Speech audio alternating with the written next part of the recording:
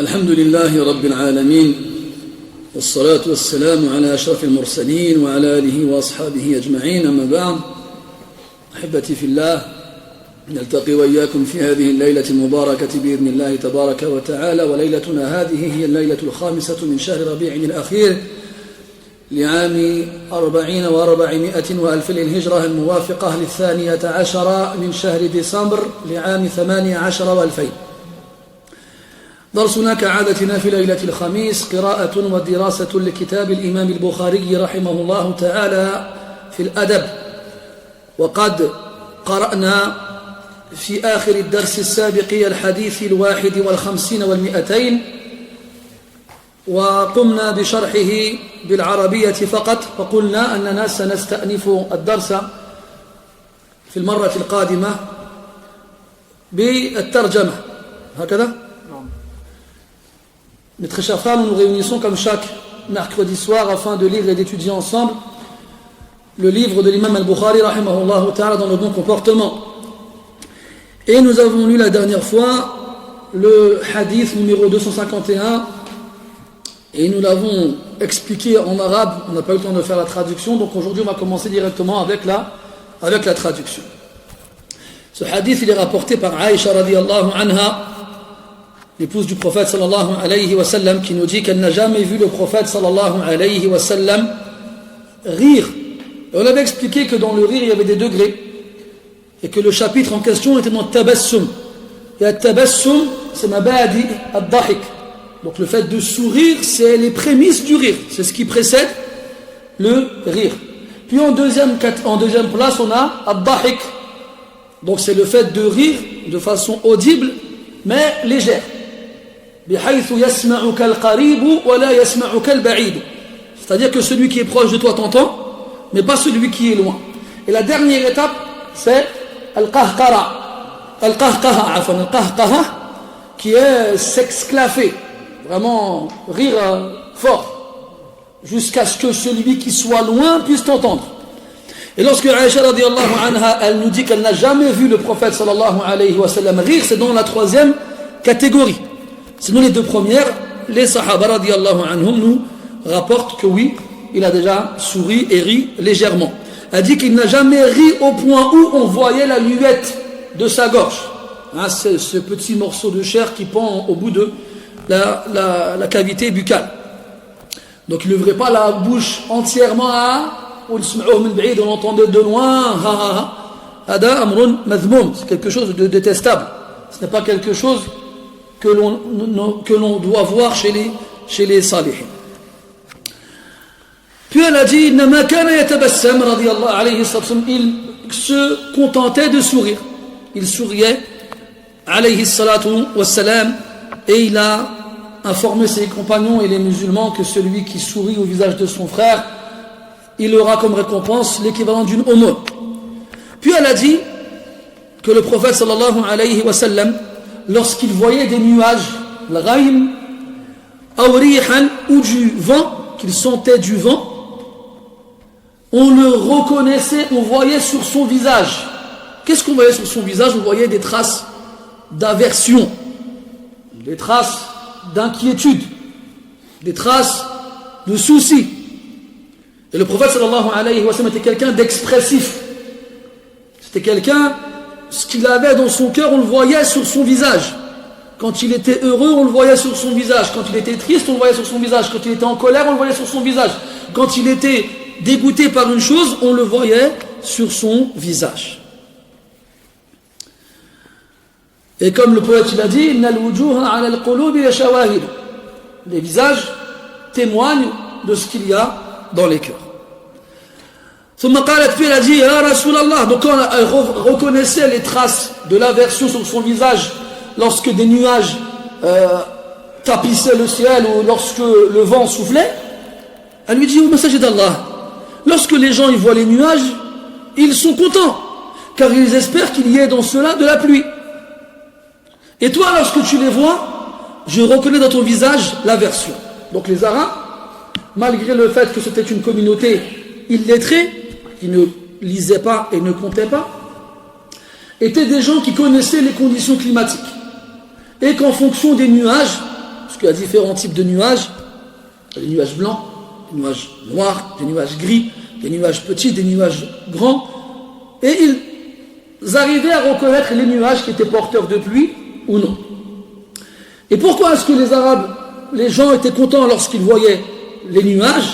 Parce qu'ils espéraient que ces nuages apportent la pluie. Pourquoi? Parce qu'ils vivaient dans la péninsule arabique, un endroit où il n'y a pas de pluie souvent, et dans lequel ils ont besoin de beaucoup de pluie. Dans le Coran, Allah Ta'ala fait référence de nombreuses fois. Lorsqu'Allah Ta'ala dit Allahu alladhi yursilu ar-riyaha fatuthiru sahaban fayabsutuhu fi as-sama'i kayfa yasha'u ويجعله كسفا فترى الودق يخرج من خلاله الودق بمعنى المطر. Donc il parle des différentes étapes. D'abord le vent qui amène les nuages, puis les nuages deviennent sombres, puis après tu vois la pluie qui en descend.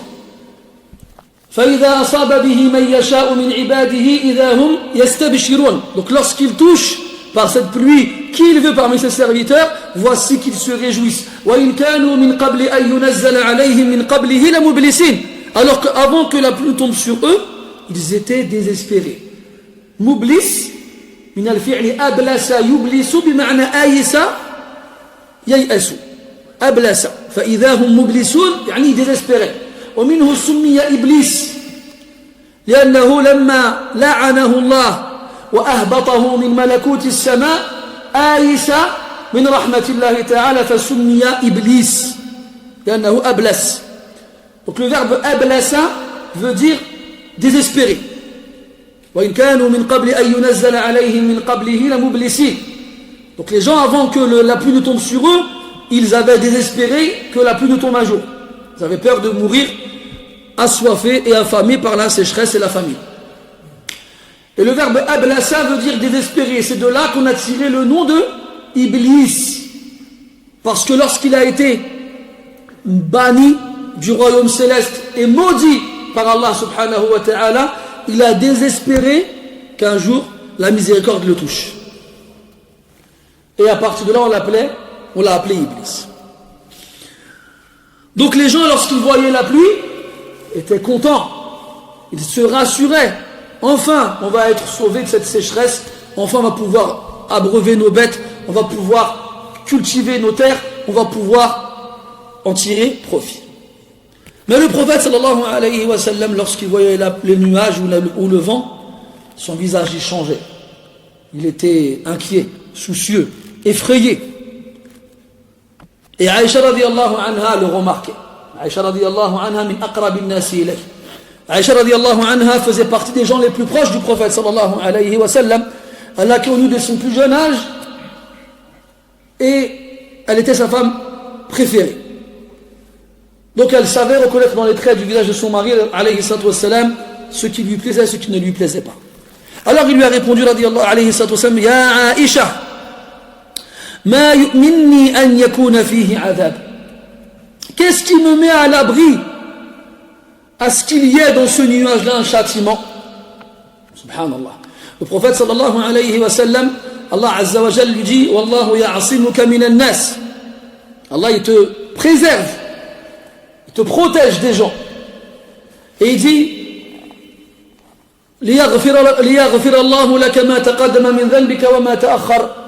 afin qu'il te pardonne les péchés que tu as fait avant et que tu feras après. Donc il n'a pas à craindre un châtiment ou une punition, mais ce sentiment-là il est engendré par ilmuhu bi rabbihi subhanahu wa ta'ala, par la connaissance qu'il a de son Seigneur. Car il est sans aucun doute l'humain qui connaît le plus Allah subhanahu wa ta'ala. Et Allah ta'ala, plus on le connaît, plus on le craint. Tout comme il est au courant et il est conscient des causes qui font descendre la punition d'Allah ta'ala sur les gens. Qu'est-ce qui me met à l'abri? Ma yu'minni, à ce qu'il y ait dedans un châtiment. Et les salihin, les muttaqin, les pieux, les vertueux, ils ne se sentent jamais à l'abri du châtiment d'Allah subhanahu wa ta'ala. Au contraire. Parce que plus ils craignent Allah, plus les péchés pour eux, même s'ils sont petits dans les yeux des gens, pour eux ils sont graves. Allah dit dans le Coran en parlant des salihin, والذين هم من عذاب ربهم مشفقون إن عذاب ربهم غير مأمون. Et ceux qui sont terrifiés par le châtiment de leur Seigneur, car certes, personne n'est à l'abri du châtiment d'Allah. Personne. Et les Sahaba radiyallahu anhum, lorsqu'ils ont côtoyé la génération qui sont venus après eux, après le prophète sallallahu alayhi wa sallam, ils les voyaient agir de certaines façons et ils s'étonnaient de leur façon d'agir. Ils leur disaient innakum la ta'maluna a'malan la hiya fi a'yunikum adaqqu min al-sha'r kunna na'udduha ala ahdi rasulillahi sallallahu alayhi wa sallam min al-mubiqat. Il disait Anas radiyallahu anhu wa qad ummir, Anas il a vécu longtemps. Il voyait les gens qui sont venus après agir d'une certaine façon. Il leur disait vous faites des actions qui sont à vos yeux plus fines encore que le cheveu.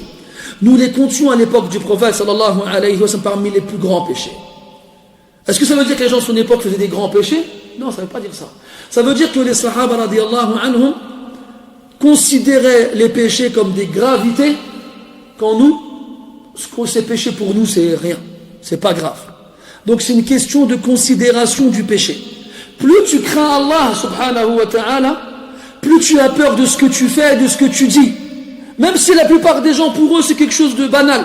Oh, c'est pas grave. On est là en train de se rassurer tous les uns les autres. C'est pas grave. Tu parles sur quelqu'un, c'est pas grave.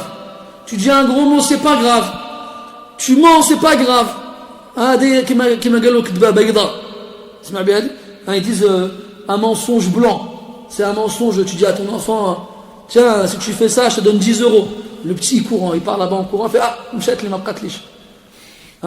a un hadith, il a vu un homme qui a appelé un enfant pour qu'il vienne vers lui.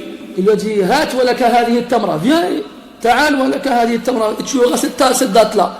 L'enfant il l'a regardé, mais il n'est pas venu, il est parti. Alors Rasul lui a dit s'il était venu, tu lui aurais donné la date ou pas? L'homme il a dit oui. Si tu ne l'avais pas donné, ça aurait été compté comme un mensonge.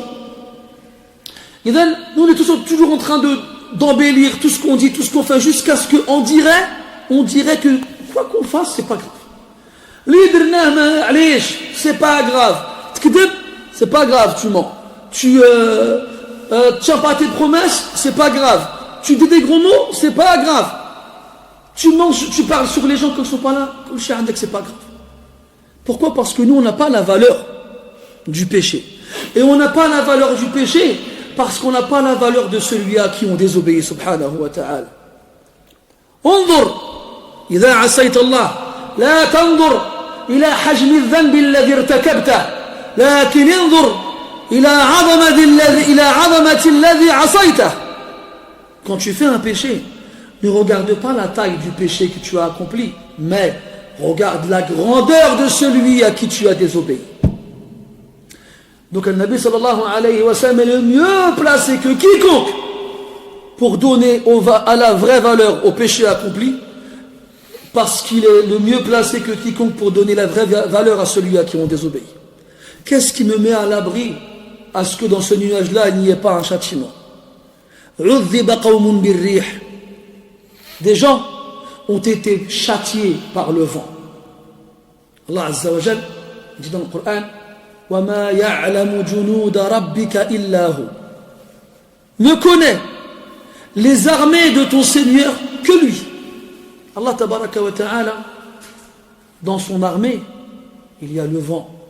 Dans son armée, il y a la mer. Dans son armée, il y a le feu. Dans son armée, il y a la terre. Dans son armée, il y a le ciel. Dans son armée, il y a les anges. Dans son armée, il y a des choses que nous ne connaissons pas et que seul lui connaît, subhanahu wa ta'ala. عذب قوما بالريح وهم عاد وعذب قوما بالصيحة وهم ثمود وعذب قوما بالطوفان وهم قوم نوح وعذب قوما بمطر وهم قوم لوط فامطرنا عليهم مطرا فساء مطر المنذرين. طوفان يعني الفيضان ونزول الماء. Allah tabaraka wa ta'ala, il a puni un peuple avec le vent, c'est Ad. Et il a puni un peuple avec un cri, sayha. Subhanallah. C'est Thamoud. Il a puni un peuple avec le déluge. الطوفان يقولها بالفرنساوية الحاج محمد. الطوفان يقولها بالفرنساوية le déluge. كنسمع بها. Le déluge. Allah dit dans le Coran ففتحنا أبواب السماء بماء منهمر وفجرنا الأرض عيونا فالتقى الماء على أمر قد قدر. Quand Allah il a inondé le peuple de Nuh, ce n'était pas seulement de la pluie qui tombait du ciel. C'est la pluie du ciel qui est tombée, qui s'est retrouvée avec l'eau qui était dans le ventre de la terre. فالتقى الماء على أمر قد قدر. Nous on est là, tel pays, il a l'arme nucléaire, ou là tel pays, ils ont des avions de chasse, ou là tel pays, ils ont des tanks, ils ont ce qu'ils veulent. Qu'ils aient ce qu'ils veulent. Ça ne vaut rien devant les armées d'Allah subhanahu wa ta'ala. Il a puni un peuple avec une pluie particulière, le peuple de l'autre. Nous avons fait pleuvoir sur eux une pluie, pas n'importe quelle pluie. Quelle détestable pluie que celle envoyée à ceux qu'on a avertis. Allah Ta'ala ici, le prophète dit dans le hadith, un peuple a été châtié par le vent. وقد رأى قوم العذاب فقالوا هذا عارض ممطرنا. Et ce même peuple-là, قوم عاد, quand Salih alayhi salam il est venu les prévenir du châtiment, istahza'u bihi, ils se sont moqués de lui. Et ils n'ont pas cru. قالوا وجئتنا لتأفكنا عن آلهتنا فأتنا بما تعدنا إن كنت من الصادقين. قالوا إن هذا إلا خلق الأولين وما نحن بمعذبين. Qu'est-ce que tu racontes là? Tu veux nous détourner de nos dieux? Vas-y, ramène-nous ce que tu nous menaces si vraiment tu es véridique. Ce que tu nous racontes, ce ne sont que des légendes anciennes et nous ne serons jamais châtiés. Salih il leur a répondu إنما العلم عند الله وأبلغكم ما أرسلت به ولكني أراكم قوما تجهلون. Moi je ne fais que vous transmettre le message. Vous ne voulez pas croire, vous allez voir. فلما رأوه عارضا مستقبل أوديتهم قالوا هذا عارض ممطرنا. Comme si lorsqu'ils ont vu le nuage venir de loin, ils se sont dit quoi? هذا عارض ممطرنا. عارض يعني c'est un nuage large. Il prend tout l'horizon. Un long nuage qui prend tout l'horizon en largeur. Et ce nuage-là, il va nous apporter la pluie. Mumtiruna. Allah leur répond Bal huwa masta'jaltum bih. Au contraire, c'est ce que vous avez précipité. C'est ce devant quoi vous n'avez pas patienté. Rihun fiha adhabun alim. Un vent dans lequel il y a un châtiment douloureux. Le Nabi sallallahu alayhi wa sallam, le prophète, quand il y avait un vent, il demandait à Allah Ta'ala, il disait Allahumma inni as'aluka khayraha wa khayra ma fiha wa khayra ma ursilat bih wa a'udhu bika min sharriha wa sharri ma fiha wa sharri ma ursilat bih. Du'a sahl tahfazuhu taquluhu indama tahubbu ar-rih. C'est une invocation qu'il est facile de retenir. Tu l'as dit lorsque le vent souffle. Allahumma inni as'aluka khayraha, voilà, je te demande son bien, wa khayra ma fiha, et le bien qui s'y trouve, wa khayra ma ursilat bihi, et le bien pour lequel le vent a été envoyé. Wa a'udhu bika min sharriha, et je me protège auprès de toi contre son mal, de ce vent-là. Wa sharri ma fiha, et le mal qui s'y trouve, wa sharri ma ursilat bihi, et le mal avec lequel le vent a été envoyé. Le Nabi sallallahu alayhi wa sallam ya'tabir bil ahwal. Le prophète il fait attention aux circonstances autour de lui. Et dans chaque circonstance, il invoque Allah subhanahu wa ta'ala. Quand il pleut, Allahumma sayyiban nafi'a. Quand il y a du vent, Allahumma inni as'aluka khayraha wa khayra ma fiha. Quand il y a la nouvelle lune, quand c'est le soir, quand c'est le matin, quand il va dormir, quand il se réveille, يذكر الله تعالى دائما وابدا. Dans chaque circonstance, il évoque Allah subhanahu wa ta'ala. Il n'y a pas une occasion qui se présente dans la journée quelconque sans qu'il n'évoque Allah subhanahu wa ta'ala. Il évoque Allah ta'ala jusqu'à dans les moments les plus intimes, quand il va faire ses besoins ou quand il va avoir un rapport avec son épouse. Tout le temps. دائما قلبه متصل بالله سبحانه وتعالى. Son cœur, il est toujours en contact avec Allah subhanahu wa ta'ala. والله تعالى يقول فاذكروني أذكركم واشكروا لي ولا تكفرون. Évoquez-moi, je vous évoquerai. Et remerciez-moi et ne soyez pas ingrats.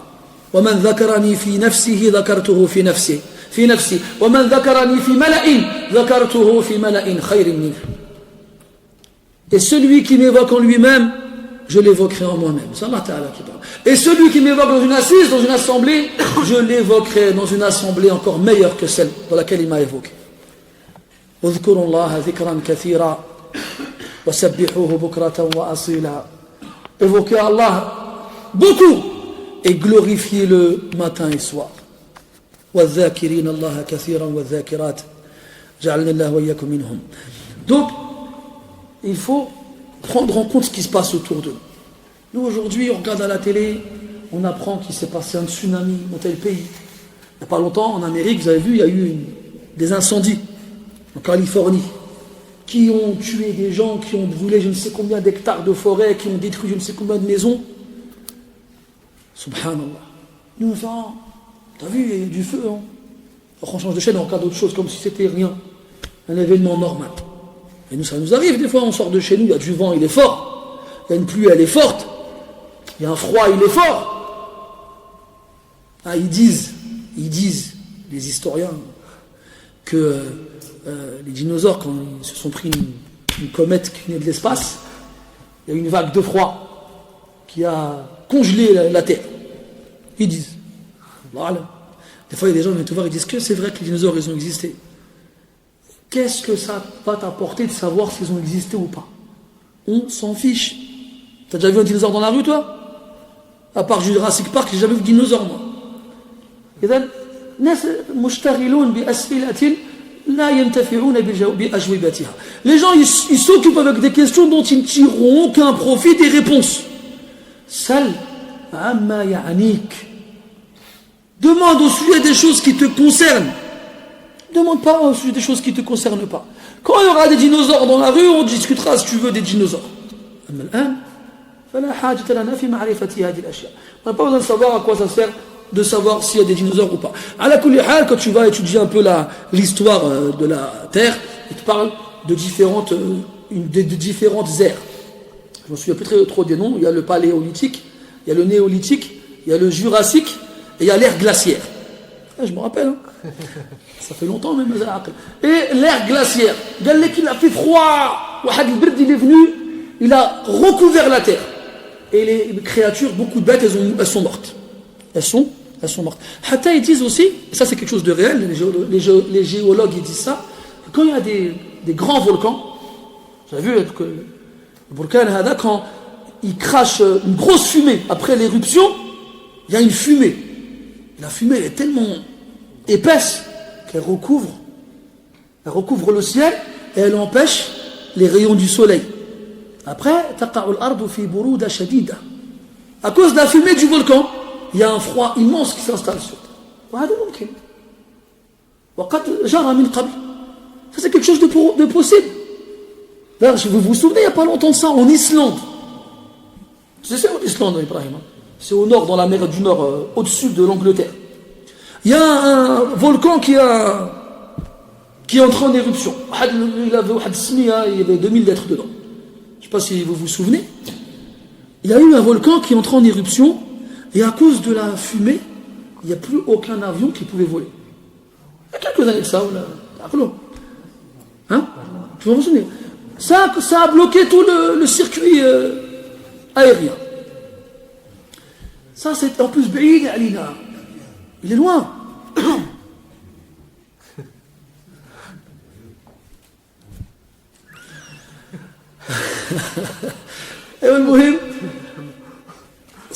Ça, c'est un volcan. Et en plus, un petit volcan. En Italie, il y a un volcan qui s'appelle l'Etna. Et ils disent, mutakhassisoun, que Hadak, bientôt il va se réveiller. Parce qu'ils mesurent. Ils ont des appareils qui mesurent les activités volcaniques. Ala hasab ma yaqul, wallahu ta'ala alam, bien sûr. Ma yaqulun, le volcan, il est encore actif et il peut rentrer en éruption du jour au lendemain. Ma ya'manuna, qu'est-ce qui nous met à l'abri, nous, que demain le volcan il rentre en éruption ou il demeurna ga'a l'Europa? Il n'y a personne qui peut nous garantir, nous mettre à l'abri que ce volcan entre en éruption et qu'il détruise l'Europe. Wallah, c'est pas difficile pour Allah subhanahu wa ta'ala. Vous savez, les gens aujourd'hui, ils ont une certaine sécurité. Ça fait khalas. On est en France, il y a la sécurité, il n'y a pas de problème, il n'y a pas de guerre, sauf le samedi sur les Champs-Élysées, bon, c'est une autre histoire. Il n'y a pas de guerre, quand tu sors, tu n'as pas peur que quelqu'un il vienne te tuer. Et là, à ce moment-là, quand on vit dans l'amn, yatoulul amal. Yatoulul amad. Le temps il paraît long, alors ça y est, on n'a plus peur. Khalas.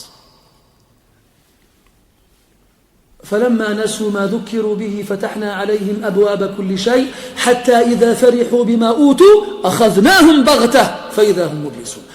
Lorsque on leur a ouvert les portes de toutes choses et qu'ils ont oublié ce qu'on leur a dit, on les a saisis subitement, on les a punis par surprise. فإذا هم مبلسون. Ça y est, خلاص. Ils sont passés de l'farha à l'yas, ils sont passés de la joie de vivre dans une vie tranquille et prospère et dans laquelle ils n'ont rien à craindre, ils sont passés de ça au désespoir. في لمحة بصر في رمشة عين.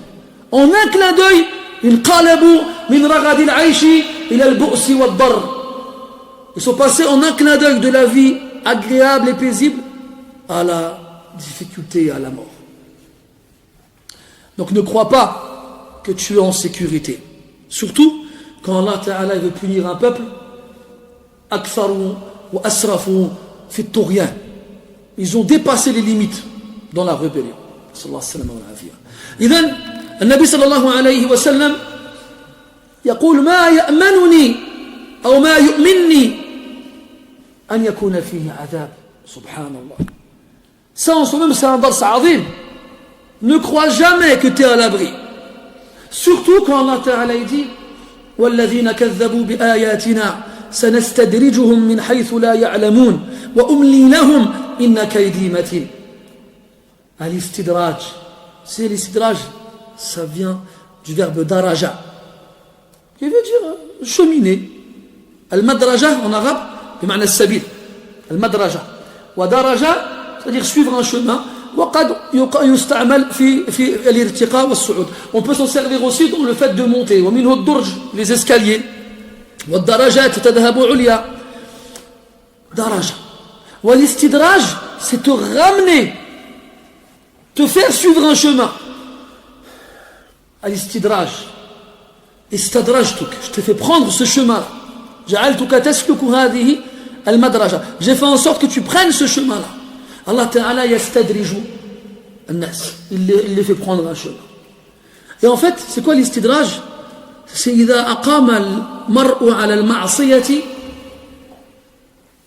أطلق الله عز وجل عليه من نعمه حتى ينسى نفسه فيرى نفسه ولي الله وقد نسي أنه عدو من أعدائه. Allah Ta'ala, il t'ouvre les portes de ses bienfaits et il te ramène vers l'endroit où tu connaîtras ta perte. Mais entre-temps, pendant que tu suis ce chemin-là, tu oublies. Plus tu avances, plus tu baignes dans les bienfaits d'Allah, et plus tu oublies le mal que tu as fait. T'avances, et tu dis quoi? Subhanallah, j'ai fait ça, et j'ai fait ça, et j'ai fait ça. Non seulement Allah ne m'a pas puni, mais en plus il m'a donné plein d'entrées. Je suis devenu riche, et je me suis marié, et j'ai une belle voiture, et j'ai un nouveau travail, et j'ai une nouvelle maison, et il avance. Jusqu'à ce qu'à la fin, il passe de zalim, il passe d'injuste, jusqu'à waliyullah. Il croit que c'est un waliyullah. Ça dit quoi? Si, avec ce que j'ai fait, Allah il m'a donné tout ça, je peux avoir qu'un rang élevé auprès d'Allah. Je suis un wali, je suis un pieux, je suis un saint, je suis un allié d'Allah Azza wa Jalla. Et là, quand il a oublié c'est là qu'Allah Ta'ala le punit. Inna Allah yumhilu wa la yuhmil. Allah Ta'ala, il laisse du temps, mais il n'est pas insouciant. Jusqu'à ce qu'il saisisse l'injuste, il ne lui échappera pas.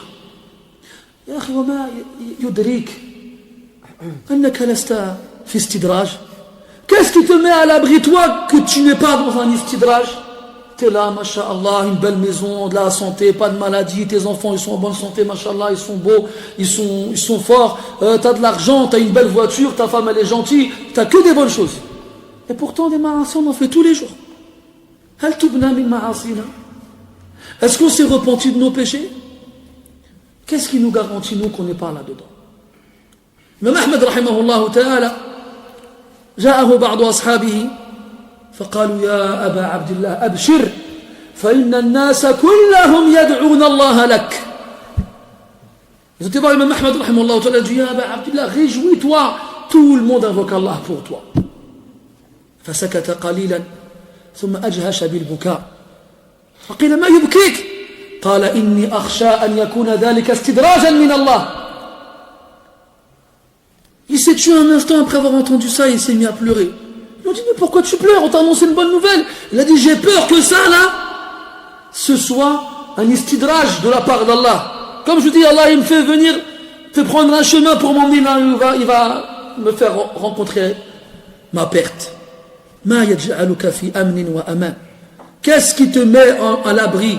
Qu'est-ce qui te garantit que tu seras en sécurité? La shay. Souviens-toi ya akhi. والذين هم من خشية ربهم مشفقون أو والذين هم من عذاب ربهم مشفقون إن عذاب ربهم غير مأمون. Et wallah, غير مأمون. Souviens-toi ces deux versets. Si tu les connais, récite-les, répète-les le plus possible. Et ceux qui sont terrifiés face au châtiment de leur Seigneur, certes, le châtiment de ton Seigneur, personne n'est à l'abri de lui. الشاهد من الحديث قولها رضي الله عنها. Donc le hadith il a été apporté ici dans ce chapitre là parce que elle a dit رضي الله عنها إنما كان يتبسم, il se contentait de sourire.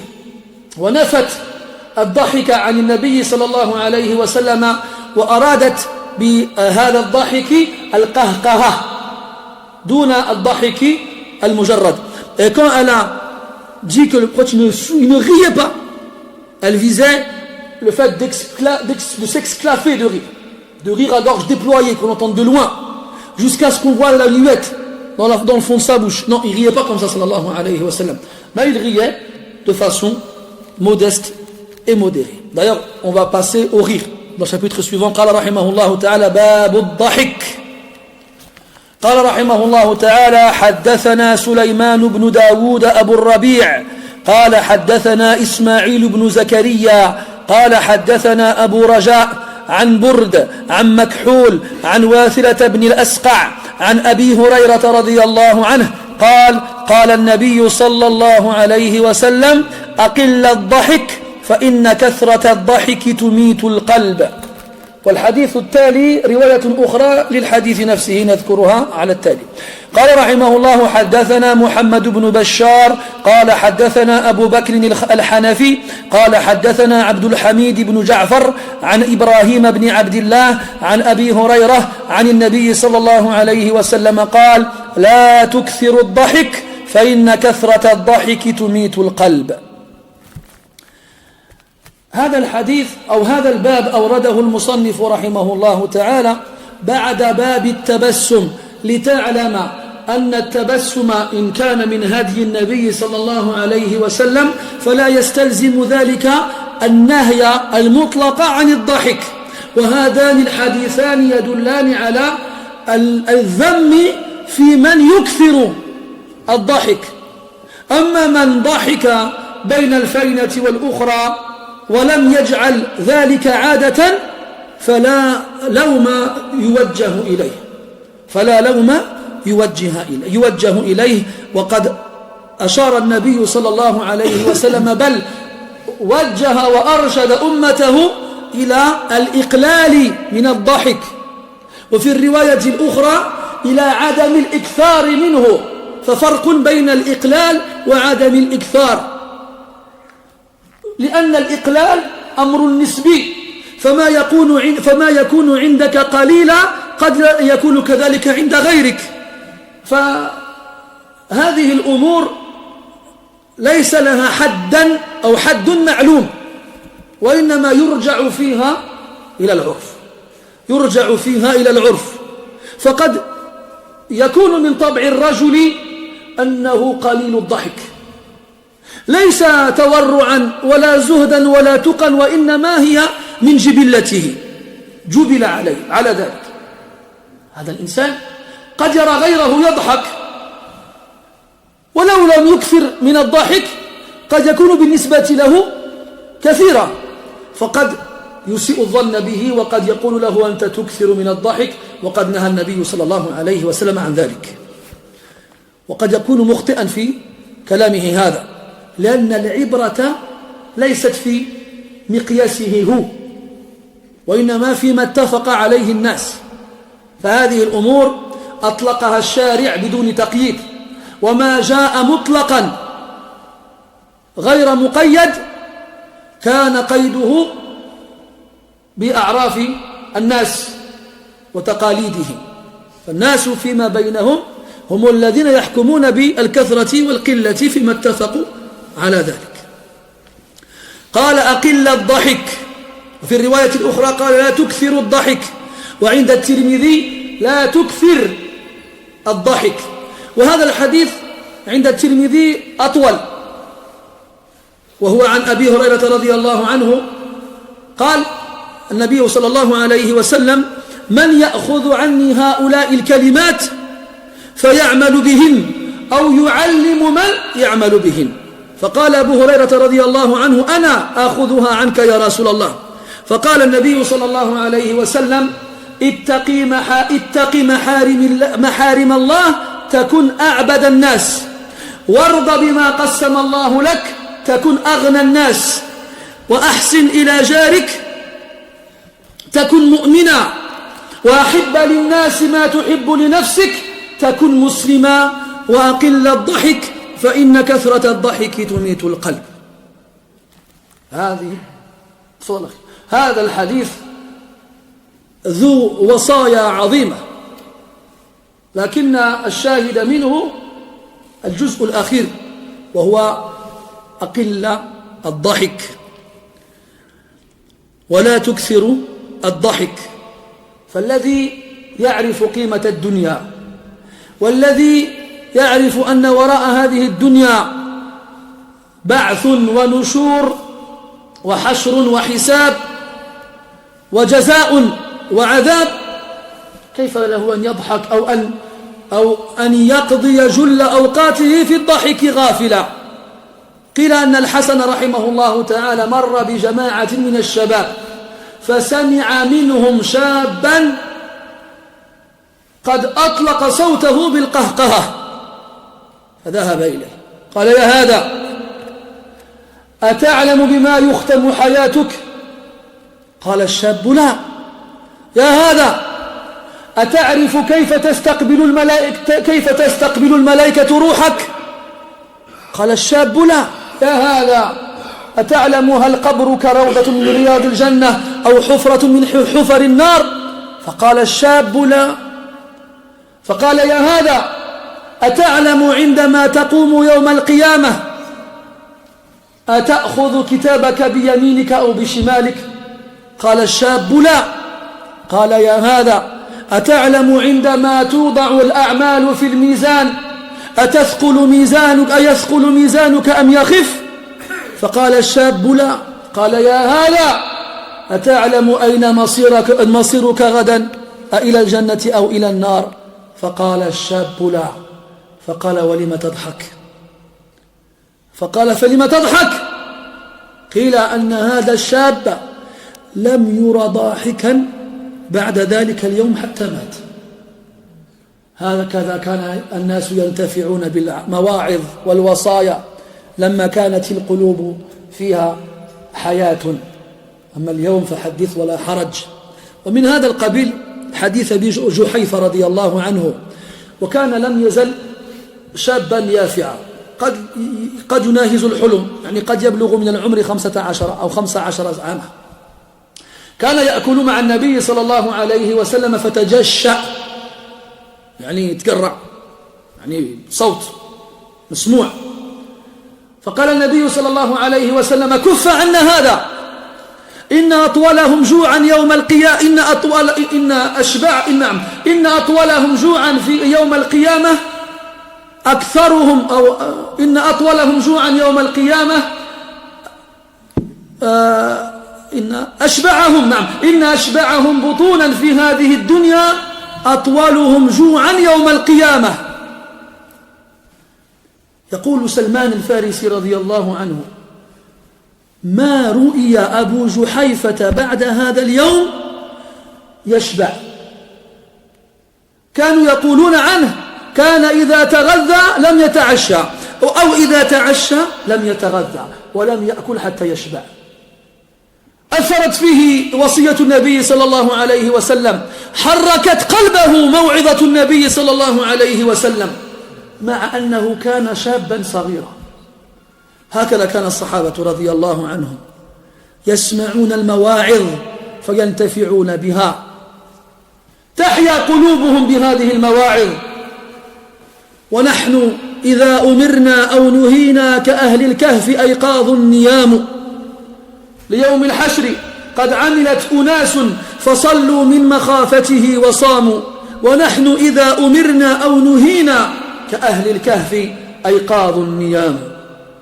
ترى الناس يملؤون المساجد، يزدحمون في صفوفها، يكاد أحدهم لا يجد مكانا ليضع جبهته ليسجد، حتى يضطر إلى أن يسجد على ظهر أخيه لكثرة الناس ولقلة المكان.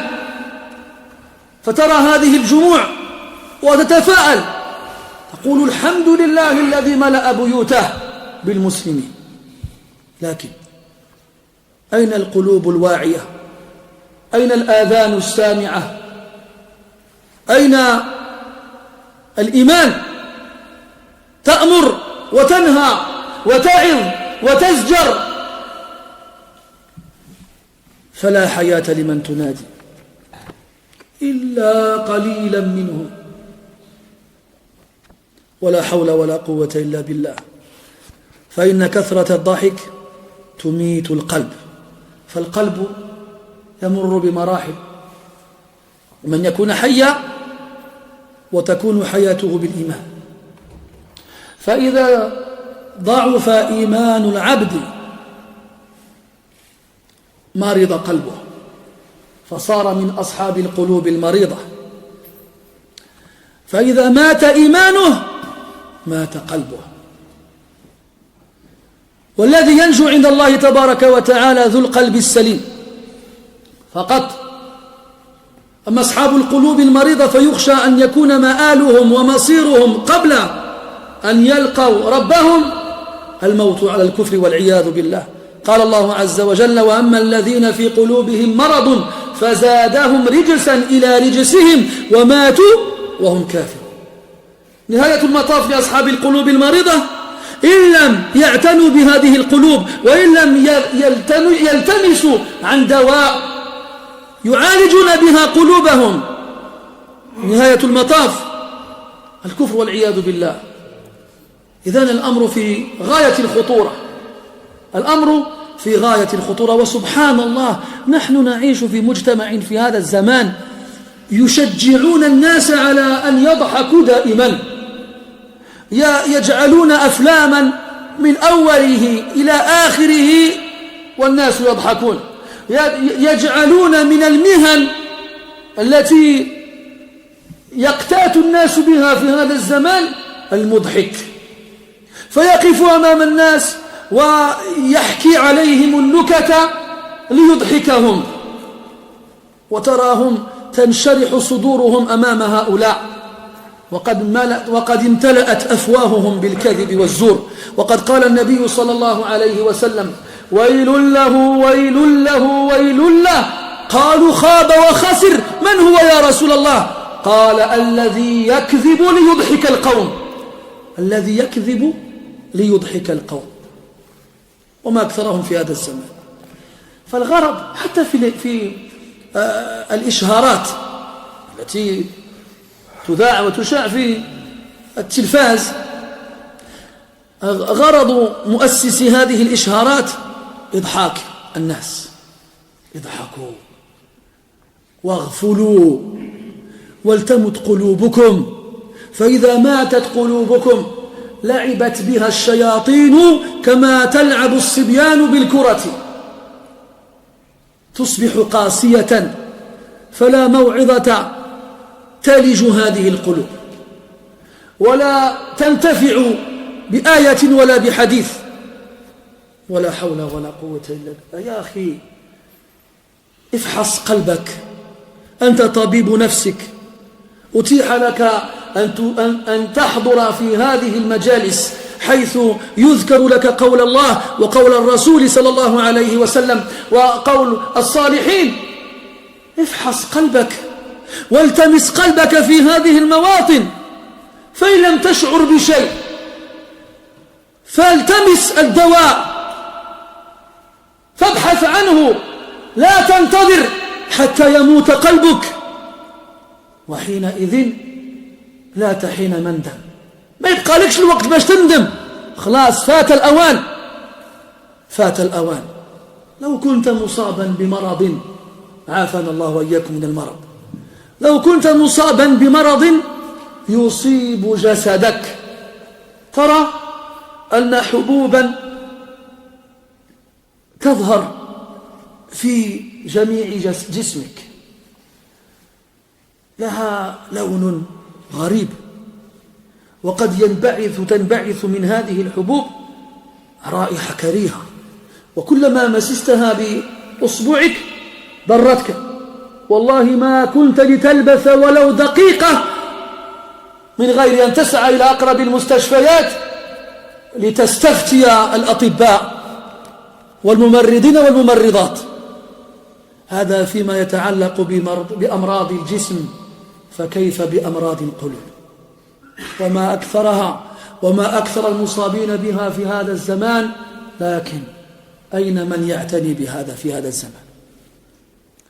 اهتمام الناس في قلوبهم، في مظاهرهم، في أجسامهم، ليس في بواطنهم وسرائرهم وقلوبهم، مع أن المعتبر عند الله تبارك وتعالى هو القلوب. قال النبي صلى الله عليه وسلم: إن الله لا ينظر إلى أجسامكم ولا إلى صوركم، ولكن ينظر إلى قلوبكم وأعمالكم. القلوب بسلامة القلب ينجو المرء عند الله سبحانه وتعالى. ولا تخزني يوم يبعثون يوم لا ينفع مال ولا بنون إلا من أتى الله بقلب سليم، إلا من أتى الله بقلب سليم. ما هو وما هي سلامة القلب؟ كيف تعرف هذه السلامة؟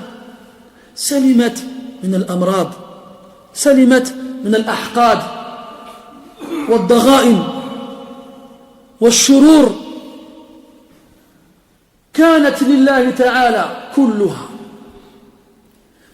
هذا القلب لم يجعل لسوى الله عز وجل مكانا، كما قال ابن القيم رحمه الله تعالى: فالقلب بيت الرب جل جلاله حبا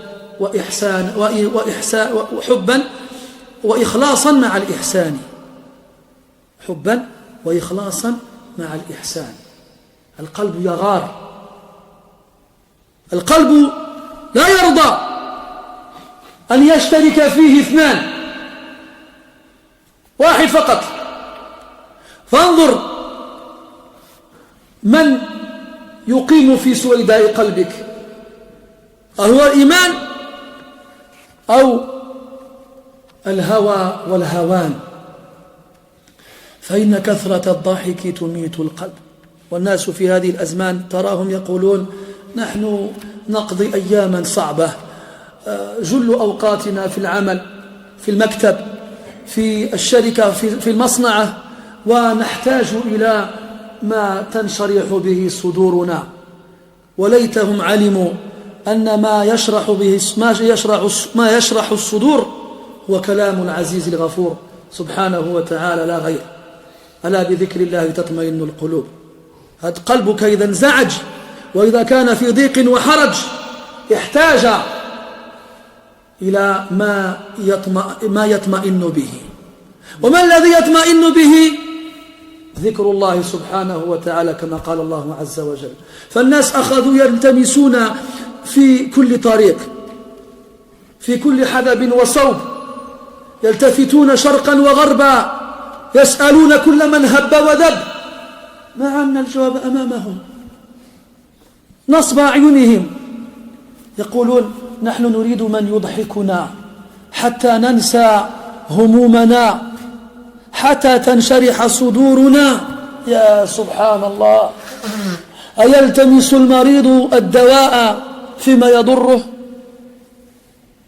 أيلتمس العليل الشفاء فيما فيه بلاؤه؟ لا والله، لا والله. إذا علم المريض أن ما يقوي مرضه البرد فر من البرودة، وإذا علم أن ما يقوي بلاءه السخونة والحر فر منها. سبحان الله. قال أحد السلف: وعجبا في طالب الجنة كيف نام عنها طالب في الجنة كيف نام عنها طالبها، ويا عجبا في النار كيف نام عنها هاربها. يا سبحان الله. قال الإمام مالك رحمه الله تعالى، وهذا البيت اختلف في نسبته له على أقوال، وقد يستشهد به الإمام مالك رحمه الله كثيرا. كان يقول: ترجو النجاة ولم تسلك مسالكها، إن السفينة لا تجري على اليبس. ترجو النجاة، ترجو أن تنجو عند الله سبحانه وتعالى، لكنك لم تسلك مسالك النجاة، لكنك لم تتخذ السبيل المؤدي إلى النجاة، بل آثرت عنه غيره مما يؤدي إلى الهلاك والخسران. إن السفينة لا تجري على اليبس، السفينة تجري على الماء. لو وضعت السفينة على سطح الأرض بقيت في مكانها لا تتحرك. فيا بائعا هذا، ذكر ابن القيم رحمة الله عليه في قصيدة جميلة أنواع نعيم الجنة، قال في نهايتها: فيا بائعا هذا ببخس مؤجل، ألا ليتك تدري بلى سوف تعلم،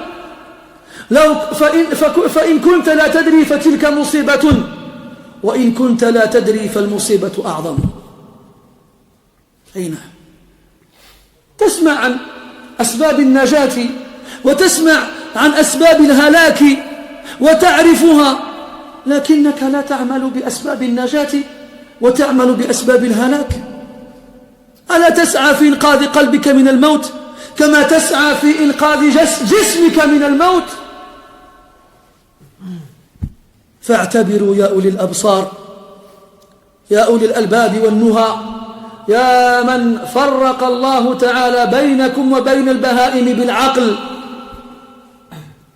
وقال الله عز وجل عن هؤلاء الكفرة الذين آثروا الدنيا على الآخرة أنهم كالأنعام بل هم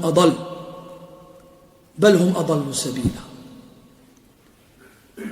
نعم، يجوز للمرء أن يضحك ما لم يتخذ ذلك عادة، ويجب على المرء أن يظهر أثر الفرحة والسرور على وجهه وعلى نفسه، لكن لا ينبغي أن يعرف بكثرة الضحك. فاجعل في وقتك جزءا تضحك فيه مع أقاربك، وتضحك فيه والديك وأولادك وامرأتك وأحبابك، كما أنك تجعل في وقتك جزءا تخلو فيه بنفسك، تناجي ربك وتذرف الدموع فيه. كان كثير من أهل الأجيال الأولى معروفين بالضحك في النهار وبالبكاء في الليل،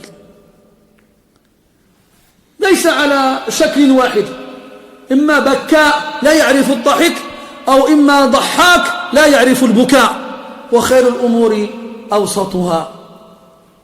نعم، كثرة الضحك تميت القلب، وبعض الناس قلوبهم ماتت من غير أن يضحكوا، فلا هم انتفعوا أو لا هم استفادوا من الضحك، ولا هم استفادوا من عبوسهم وشدتهم وغلظتهم وقسوتهم.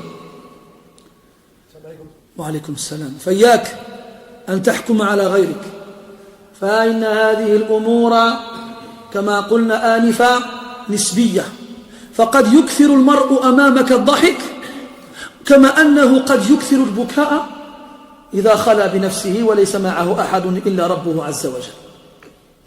كما أنك قد ترى رجلا لا يعرف الضحك، بل لم يرى ضاحكا قط، ولم تعرف عيناه لذة البكاء. يقول ابن القيم رحمه الله تعالى: جفاء العين من قسوة القلب.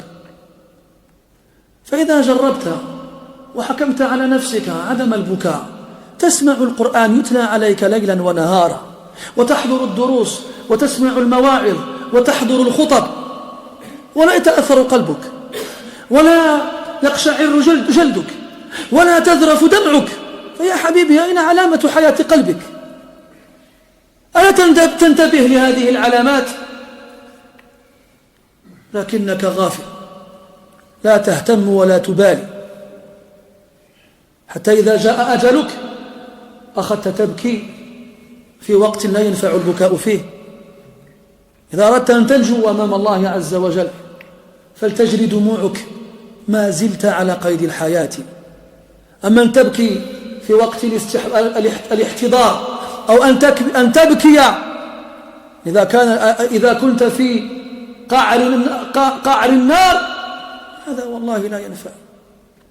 وقد قال النبي صلى الله عليه وسلم: عينان لا تمسهما النار، عين باتت تحرس في سبيل الله، وعين بكت من خشية الله، وعين بكت من خشية الله. فالعبرة في الحقيقة هذا الحديث يجب أن يفهم فهما صحيحا، وهو أن الضحك الكثير علامة على موت القلب، وللقلب ولحياة القلب وموته علامات. فهذا الحديث يدل على علامة من علامات موت القلب، لا ينبغي أن تعتمد على هذه العلامة دون غيرها. فقد يضحك المرء ويبكي، قد يضحك المرء ويتأثر بالمواعظ، قد يضحك المرء ويقشعر جلده وهو يسمع القرآن. فالمسألة نسبية، ليست مقياسا واحدة على الجميع. ولا تعبأ بنفسك، لا تعبأ بغيرك، أنت انظر في نفسك، لا تلتفت إلى الناس، لا تذهب تحكم على الناس تقول هذا يرائي أو هذا يتباكى. يذكر أن مكحول رحمة الله عليه أحد السلف مر برجل في المسجد يصلي ركعتين ويبكي فيهما، فقال في نفسه هذا يرائي، لم يتلفظ بالكلام، إنما قاله في نفسه. يقول مكحول: فحرمت البكاء سنة كلها، عوقب بأن ظن في أخيه السوء. وما شأنك؟ وما أدراك؟ هل يتباكى؟ هل يرائي؟ وما أدراك؟ هل اطلعت على ما في قلبه بعد أن شققت صدره؟ لا والله، لم تكلف بهذا، لم تكلف بهذا. اترك الناس ولا تبالي بالناس، عليك نفسك. يا أيها الذين آمنوا عليكم أنفسكم لا يضركم من ضل إذا اهتديتم. إن كان يبكي مخلصا أو مرائيا هذا ليس من شأنك في شيء. اترك الحكم على النوايا، هذا ليس من أمرك ولا من شأنك، وإنما هو من أمر الله سبحانه وتعالى، فهو العليم بذات الصدور. فإن كثرة الضحك تميت القلب. فاحرصوا على حياة قلوبكم يا عباد الله ولا تذروها تضيع حتى تموت فإذا ماتت يخشى على أصحاب هذه القلوب الهلاك في الدارين لكن لا تيأس الله عز وجل يحيي الأرض بعد موتها قال الله عز وجل ألم يأن للذين آمنوا أن تخشع قلوبهم لذكر الله وما نزل من الحق ولا يكونوا كالذين أوتوا الكتاب من قبل فطال عليهم الأمد فقست قلوبهم وهذه علامة أخرى لقسوة القلوب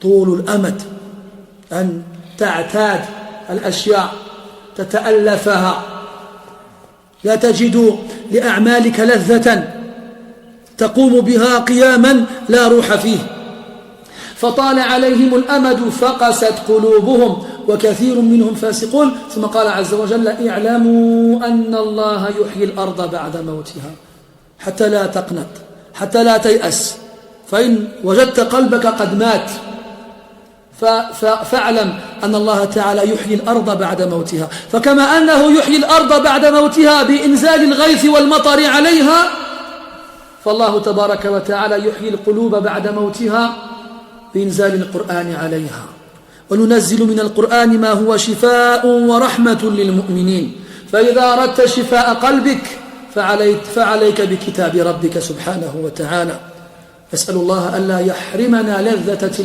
تلاوة كتابه وأن يحيي به قلوبنا. Le chapitre suivant a pour titre Ad-Dahik, le rire. Le chapitre précédent, le sourire. Et on a expliqué la différence entre les deux, le sourire et le rire, et la troisième étape la plus exagérée.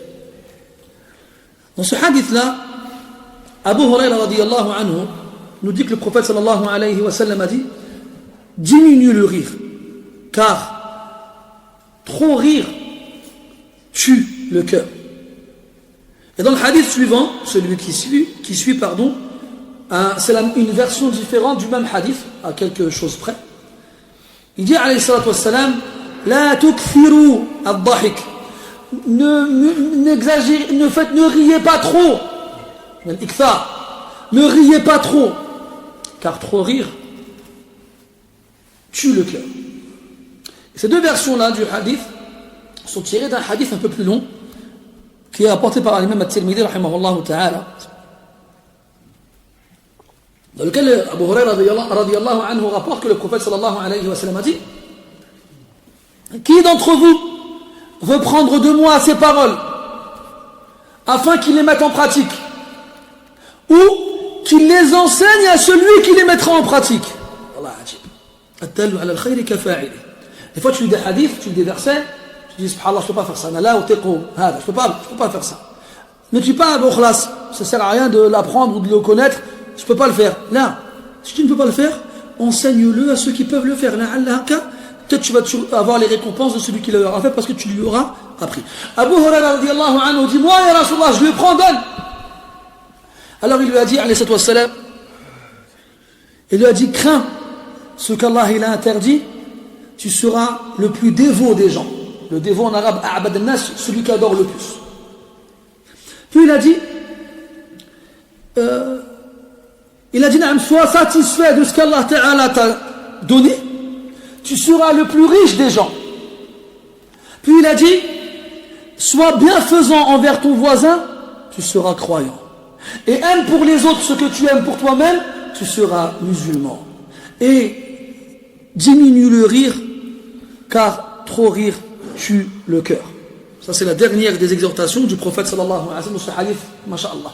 Ce hadith-là qui est plein de leçons qui mériterait pour chacune d'entre elles un cours tout seul. Donc, ce hadith-là que le Bukhari rahimahullah ta'ala il le rapporte mukhtasara. Il fait un résumé, il ne te cite qu'une partie du hadith. Et le Bukhari rahimahullah ta'ala il faisait l'ikhtisar beaucoup dans ses livres de hadith, comme dans le Sahih. Nathalie prend un hadith, il y a plusieurs sujets qui y sont évoqués, il va prendre une partie, le citer dans un chapitre, et une autre partie dans un autre chapitre, et ainsi de suite. Et généralement, rahimahullah ta'ala, quand il agissait ainsi, il donnait des chaînes de transmission différentes pour chaque partie du hadith qu'il donnait en fonction du chapitre qui le concernait. Donc ça c'est notre histoire. Ala kulli hal, donc dans le premier hadith, aqilla ad-dahik. Aqilla, aqalla ça veut dire iqlal, ça veut dire faire un peu. Diminuer. Al-iqlal. Et dans notre hadith, la tukthir. La tukthir. N'en fais pas trop. Parce que si on t'avait dit aqilla, ris peu, alors on pourrait comprendre qu'il faut vraiment rire très peu. En gros, mathalan, sur 100%, il faut rire 10%. L'autre hadith, il dit quoi? Ne ris pas trop. La tukthir ad-dahik. Ne riez pas trop. Et donc là, ça nous donne une vision différente entre ne pas le faire beaucoup et ne pas le faire trop. Si je te dis, mathalan, mets-moi un peu d'eau, tu vas mettre le tiers du verre. Si je te dis, ne me mets pas trop d'eau, tu vas me mettre peut-être la moitié ou les 2 tiers. Donc en gros, on comprend quoi? Que c'est quelque chose de nisbi. Qu'est-ce que ça veut dire ce qui est nisbi? C'est ce qui est relatif. Il y a des choses qui sont légiférées dans l'islam, par Allah Ta'ala dans le Coran et par Allah dans la Sunna, qui ne sont pas conditionnées, mesurées, précisées. C'est ce qu'on appelle dans Usul al-Fiqh al-Mutlaq ou al-Muqayyad. Et en fait, dans ce genre de cas-là, un des exemples qui est donné beaucoup, la distance qu'on doit parcourir pour être considéré comme voyageur. Donc on sait qu'en islam, le voyage, il engendre des règles, des jugements au niveau de la prière, au niveau du jeûne, au niveau de l'essuyage sur les bottines, au niveau de la prière à la mosquée et la khili. Mais on n'a pas de hadiths qui nous disent, ou de versets qui nous disent que c'est à partir de telle distance que tu es voyageur. Et en fait, Allah Ta'ala, il a laissé aux gens, en fonction de leurs us et coutumes, le soin de déterminer eux-mêmes ce qui est un voyage chez eux. Surtout maintenant aujourd'hui. Par exemple, chez les salafs, ça tourne entre 80 et 100 km, la distance pour faire de toi un voyageur. Parce qu'à l'époque, tu faisais 100 km, tu en avais pour longtemps. Soit tu étais à dos d'âne, au mieux à dos de cheval. Au mieux. Avec un cheval qui court à peu près, qui galope à peu près à 30 km/h, c'est-à-dire une croisière constante, il faut compter 3 heures pour faire une centaine de kilomètres à peu près. Mais c'est pas tout le monde qui avait des chevaux. Alors qu'à pied, la plupart des gens voyageaient à pied. Et un homme en moyenne, il parcourt 6 km par heure, en marchant. 6. Ça veut dire qu'en 10 heures, tu en fais 60. Ça veut dire qu'il te faut, en comptant le temps pour te reposer, parce que marcher 10 heures, c'est difficile quand même, il te faudrait à peu près, je dirais une bonne quinzaine, allez, on va dire 24 heures pour faire une centaine de kilomètres. 24 heures, à pied. Mais là, allez, toi, aujourd'hui, avec ta voiture, qui a je ne sais pas combien de chevaux sous le capot, ta voiture dont le cadran des kilomètres par heure, il va jusqu'à 240. Il y a même des fois qui vont plus loin, oh là là. Tu fais combien de kilomètres toi en 1 heure? Tu les fais facile tes 100 km en 1 heure. Je prends la A1 là, direction Lille, et c'est parti. Il n'y a pas de radar, il n'y a personne. Allez, sire. Réussir. Ala kulli hal, on ne va pas rentrer dans la mas'ala. Du juste, on disait que chez les fuqaha, à l'époque, chez les 4 imams, il y a un khilaf sur tahrid al-masafa. Il y a une divergence sur la détermination de la distance qui fait toi un voyageur. Parce que ça n'a pas été déterminé par le char. Ça laissait aux gens. C'est laissé aux gens. Donc ici, on nous dit, ne ris pas trop. L'autre version, ris un peu. Qu'est-ce que ça veut dire alors? C'est quoi la limite? Où elle s'arrête? Ben en fait, elle est relative à chacun. Jusqu'à ce qu'on soit tous d'accord pour dire, ah lui, il rit trop. Quand tout le monde pourra dire, ah non, lui, franchement, il abuse, il rit trop. Chaque fois que tu parles avec lui, il rigole pour nous, pour un autre. Il y a des gens qui sont comme ça, mais c'est fatigant à la fin, c'est énervant même. Et après, on ne peut jamais discuter avec toi sérieusement, c'est pas possible. Toujours il rigole. Et puis des bêtises, des choses qui n'ont ni queue ni tête. Ces gens-là, ces gens-là, en vrai, il ne faut pas les aimer être avec eux. Nous, on a bien aujourd'hui, malheureusement, on vit dans une société qui a donné de la valeur au rire. On en a fait un art. On en a fait un métier, des comiques. T'as des gens, ils sont payés. Tu te rends compte, toi? Ils font salle pleine. Il y en a un, là, il y a quelques temps de ça, je ne sais plus il y a combien de temps, il a fait un spectacle dans le Stade de France. Un comique, un humoriste, ils appellent. Dans le Stade de France, il y en avait combien là-bas? Les gens, ils payent pour rire. Ils payent pour rire. C'est devenu un métier. À la télé, il y a des films comiques. Du début à la fin du film, tu rigoles. Des choses extraordinaires, invraisemblables. Il vient, il mange un poulet, un oiseau qui sort par son oreille, il devient tout bleu, il rigole, il crie, et tout le monde rigole. Les gens, leur but, c'est d'attirer l'attention des autres en les faisant rire. Et quand tu demandes aux gens, pourquoi vous aimez aller assister à ces spectacles-là, ou regarder ces films-là à la télé ou au cinéma, même les pubs, t'as remarqué les pubs, même les pubs, elles jouent beaucoup sur l'humour. Alors, c'est devenu monnaie courante. Les gens, ils vivent dans le rire. Et à un moment, forcément, toi, quand tu arrives avec des hadiths comme ça, tu dis aux gens, faut pas trop rire. Il dit, vas-y, toi aussi. On veut décompresser. On passe la journée au travail, au bureau, à la société, à l'usine. On passe des moments difficiles. On veut, comme on dit, une fawouj, comme on dit au bled. On veut évacuer. Alors je me pose devant un bon petit film, avec un bol de popcorn, une limonade, et je passe un bon moment. Mais le problème, c'est qu'on en a fait une habitude. Oui, alhamdoulilah, on a le droit de rire. Le prophète sallallahu alayhi wa sallam, il souriait, il riait. On l'avait vu dans le Shama'il qu'il plaisantait même avec ses compagnons. Alayhi salatu wassalam. Les Sahaba, ils riaient aussi. Abdullah ibn Umar radiyallahu anhuma يقول كان أصحاب رسول الله صلى الله عليه وسلم يضحكون ولكن الإيمان في قلوبهم كالجبال. الله أكبر. Il disait, les Sahaba du prophète sallallahu alayhi wa sallam, ses compagnons, ils riaient. Mais dans leur cœur, la foi était comme les montagnes. Elle était comme les montagnes. ويقول الأوزاعي ويروى أيضا عن الفضيل بن عياض رحمة الله عليهما قالوا كنا نضحك ونمرح فلما صرنا يقتدى بنا خشينا ألا يسعنا التبسم.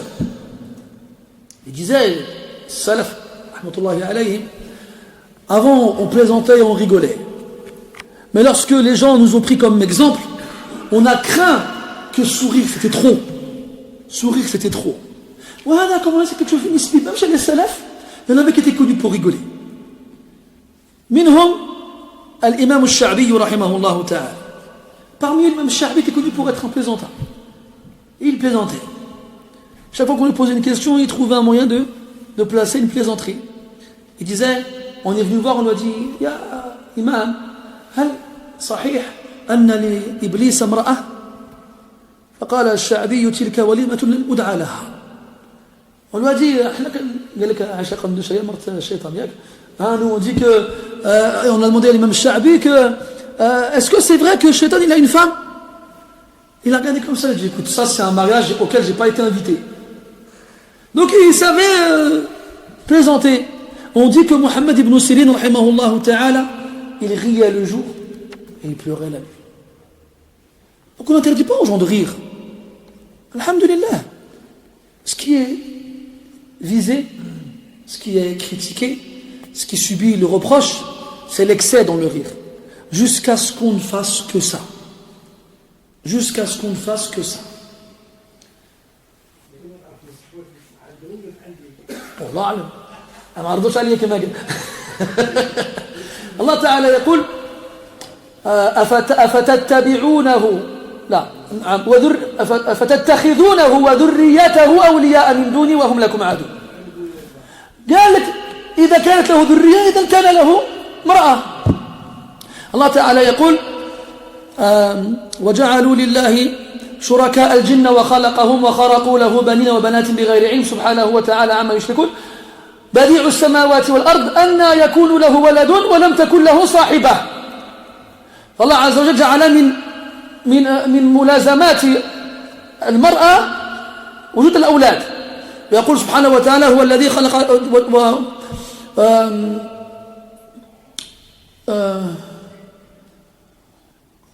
والله خلق لكم من أنفسكم أزواجا وجعل لكم من أزواجكم بنين وحفدة. إذن ظاهر القرآن يدل على أن للحصول على ذرية والأولاد لابد من امرأة، فقد يستدل بهذا على إثبات المرأة للشيطان. أما اسمها عيشة قندوشة هذه ما أنزل الله بها من سلطان. يقول لك عيشة قندوشة حرفوها من الإسبانية أليسيا لا كونتيسا، وهما سمعوها عوجة وردوها عيشة قنديشة. احنا كنا صغار في البلاد كانوا يخوفونا بهذه العيشة قندوشة، عندك تخرج لك عيشة قندوشة تديك معها. على كل حال donc est-ce que vraiment Shaitan il a une femme? الله أعلم. Si un imam comme Al-Sha'bi rahimahullah ta'ala il n'a pas répondu à la question, c'est qu'il n'y a pas d'élément direct et clair qui indique cela, même si la mas'ala fiha khilaf.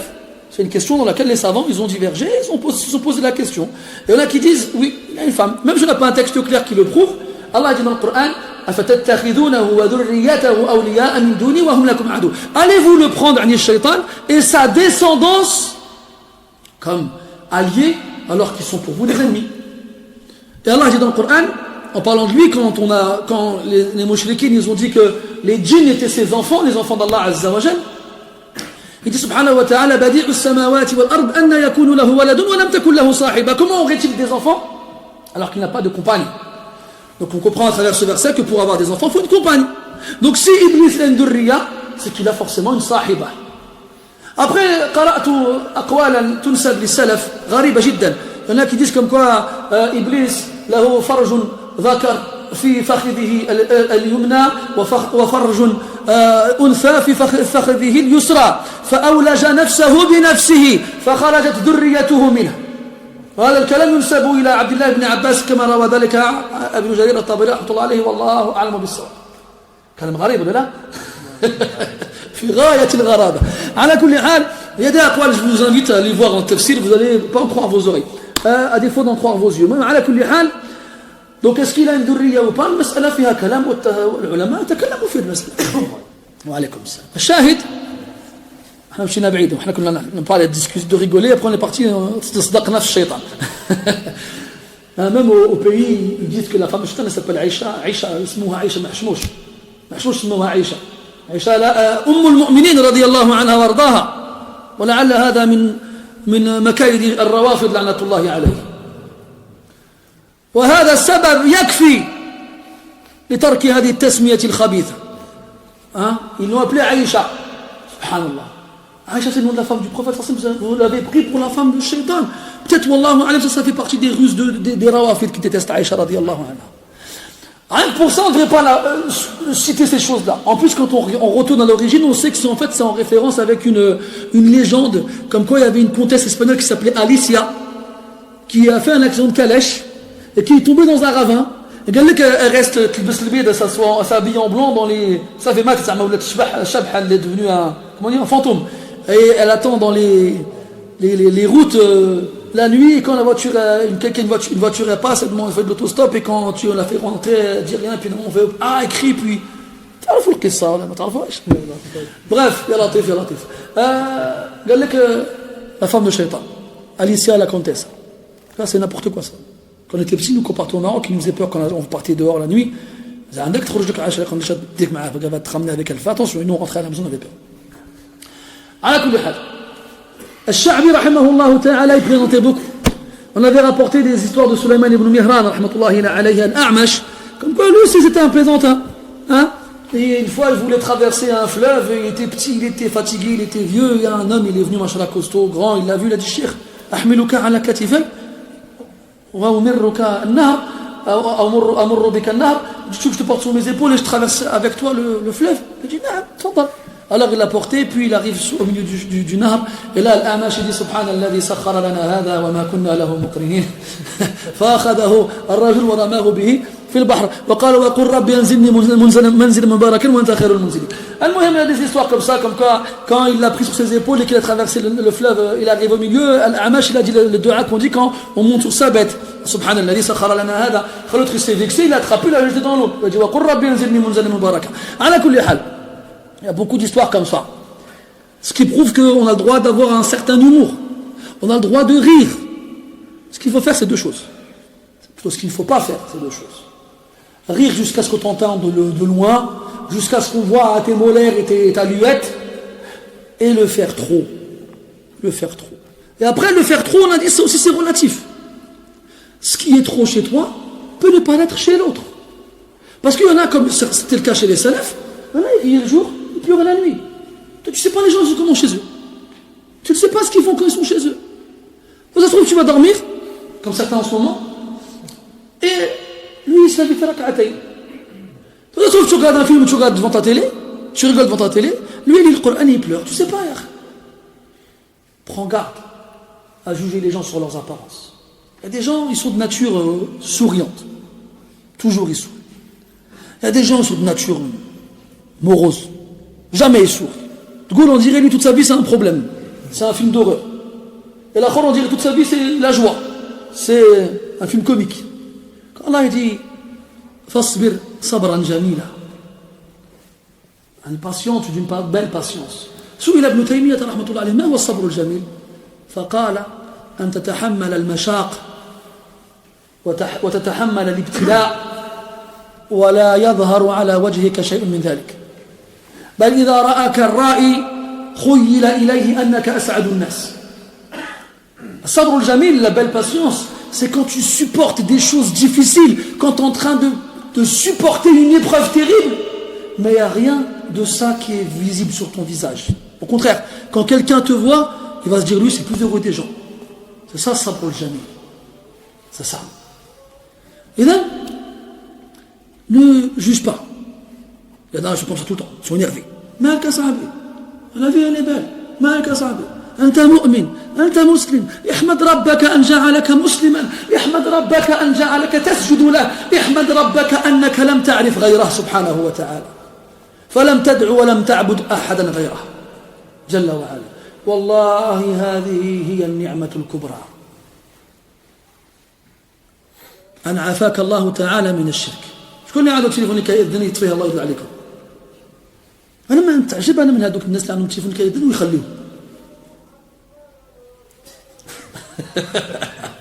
هذا يمكن الفوق ولا لا؟ يلا نصلي العشاء. شكون اللي عنده تليفون يطفي الله يرضى عليكم؟ بعض الناس يعتقدون أنه لا يجوز قطع الأذان. هذا مما أنزل الله به من سلطان. حتى المؤذن لو رفع صوته بالأذان جاز له أن يقطعه. هذا مذكور في كتب الفقه. فماذا يقال في آلة الأذان مسجل فيه وهو يسبب إزعاج من يتكلم للناس؟ أطفئوه ولا تزعجوا به الناس. ولا حول ولا قوة إلا بالله. إيش كنا نقول؟ شفتكم أنا مع الكلام تاعي لا؟ نعم؟ بارك الله فيك. الصبر الجميل. Donc il y a des gens, tu les vois, ils sont énervés, ils sont... Malk, pourquoi t'es comme ça, ya akhi? On dirait toute sa vie c'est une succession de catastrophes. Alors que tu es comme ça, allez, machallah. Pourquoi t'es triste? Subhanallah. Allah il a dit Ma anzalna alayka al-Qur'ana litashqa. On n'a pas fait descendre sur toi le Coran pour que tu sois triste, pour que tu sois malheureux.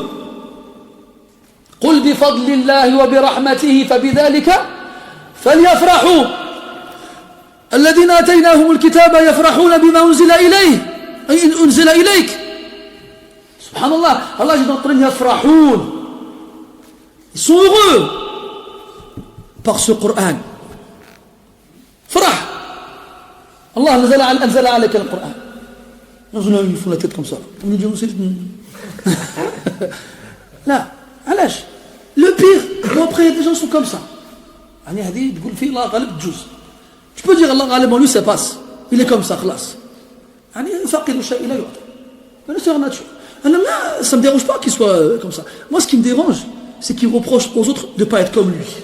Comme si c'était lui la mesure qu'il fallait respecter, la mesure officielle. Ah, je reviens sur le téléphone qui fait l'adhan. Quand votre téléphone il fait l'adhan, éteignez-le. Je ne sais pas pourquoi vous croyez que c'est sacré, en fait, il ne faut pas couper l'adhan. On coupe l'adhan, c'est pas grave. Coupe-le, j'en suis sûr. Hein. Toi, à la banque, à rendez-vous ton banquier, là, tu as convoqué parce que tu as découvert. Ton téléphone il fait l'adhan, je ne vais pas laisser finir. Tu vas attendre, monsieur le banquier. J'attends qu'il finisse. Pas rien faire du tout. Tu vas commencer à suer, à trembler. Excuse-moi, monsieur, excuse-moi, je suis ton téléphone, tu vas te faire tout de suite là. Tu vas attendre tout de suite là. Ah, tu connais là, les ahkam fiqhiyya, yajouz ou qat'u al-adhan.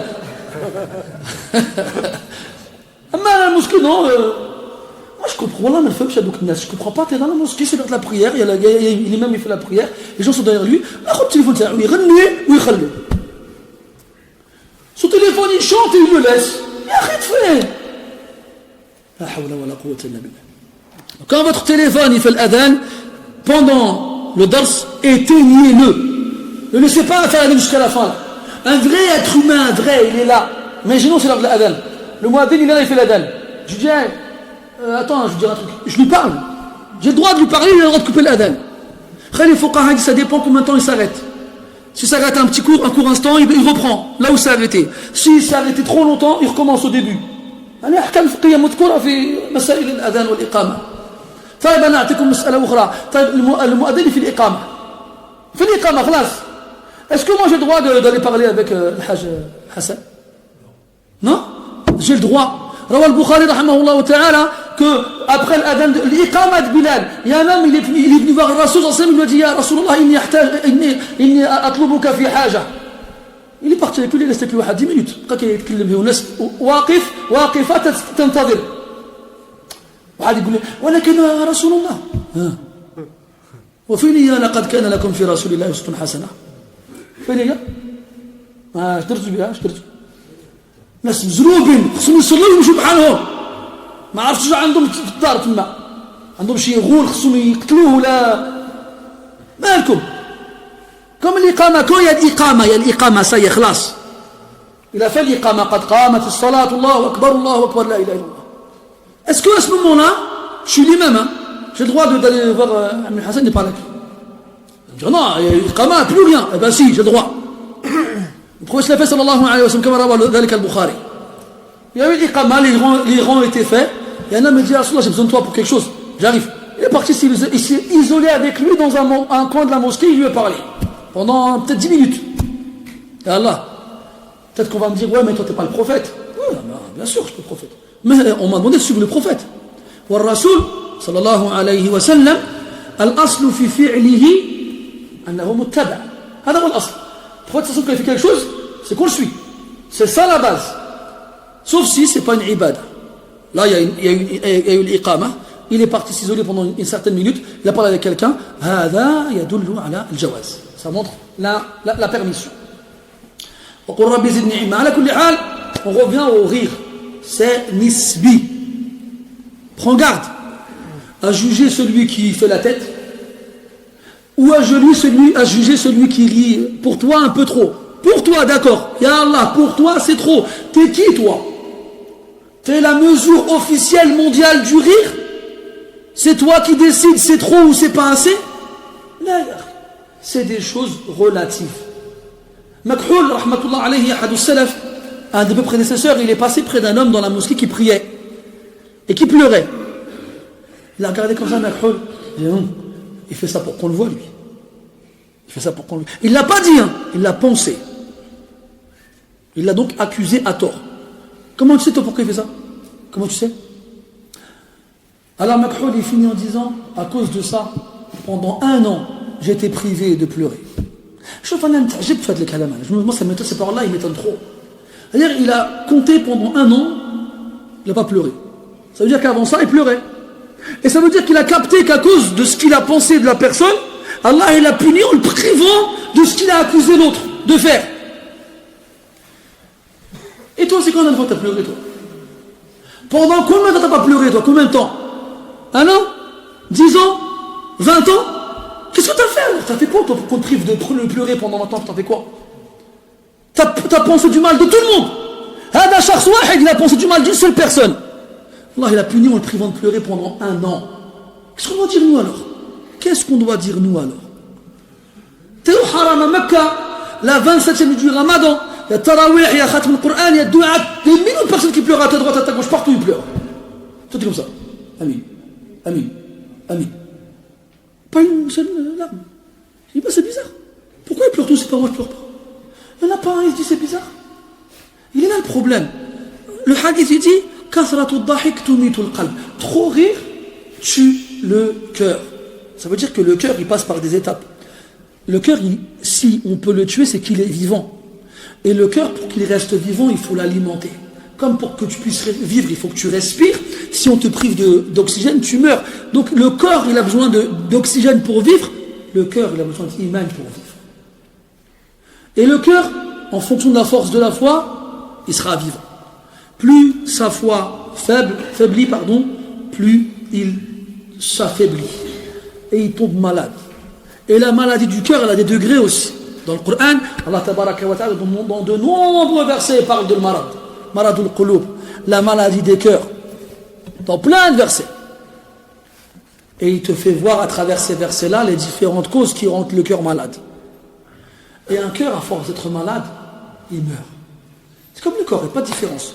Imagine-toi demain, tu te réveilles, tu vas dans la salle de bain pour faire tes ablutions, tu regardes dans le miroir ta tête, et tu vois plein de boutons qui sont apparus sur tout ton corps. Tu les touches, ça te fait mal. Ils ont une couleur bizarre. Ils ont une odeur étrange. Tu vas dire quoi? Ouais, je m'en fiche. Je vais travailler normal comme si de rien n'était. Wallah, et tu vas courir au premier hôpital le plus proche et tu vas demander à tous les médecins, s'il vous plaît, sauvez-moi, il y a quelque chose de bizarre là. Ton cœur à toi, il est malade. Tu t'en fiches. Ça te fait rien.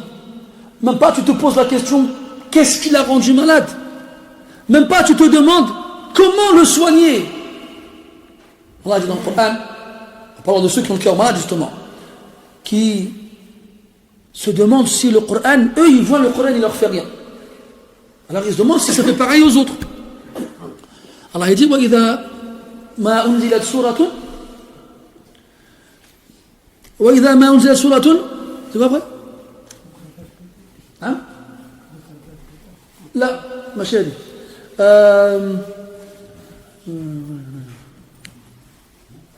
وإذا ما أنزلت سورة فمنهم من يقول أيكم زادته هذه إيمانا. Lorsqu'une sourate elle est descendue, il y en a qui disent aux autres, est-ce que parmi vous cette sourate elle lui a augmenté sa foi? Parce que pourquoi poser cette question là? Parce qu'on dit que elle lui a rien fait cette sourate là à son cœur. Elle n'a pas augmenté sa foi. Alors il se demande s'il est tout seul ou si les gens sont comme lui. Ils aimeraient tant que vous reniez votre foi comme eux l'ont renié, afin que vous soyez identiques. Alors, quant à ceux qui croient, leur foi a augmenté, cette sourate a augmenté leur foi, et ils se réjouissent, ils disent alhamdulillah, qu'Allah a descendu cette sourate. Quant à ceux dans les cœurs desquels il y a une maladie, cette sourate-là leur a rajouté impureté à leur impureté, saleté à leur saleté. Et ils meurent en tant que mécréants. À force de rajouter de la maladie à de la maladie, ben tu finis par mourir. C'est comme quelqu'un qui a le cancer. On le ramène à Tchan, c'est le sida. Allez, tiens, on va mettre le sida avec. Et vient la semaine d'après, tiens, le tétanos. La semaine d'après, tiens, la pneumonie. Tiens, Alzheimer. Tiens, Parkinson. Tiens. Combien de temps il va tenir celui-là? Il va mourir. Le corps maître, il ne va pas supporter toutes ces maladies-là. Eh bien, le cœur, il meurt. Tu es là, comment est-ce que tu sens que ton cœur, il est mort? Il est dur comme la pierre.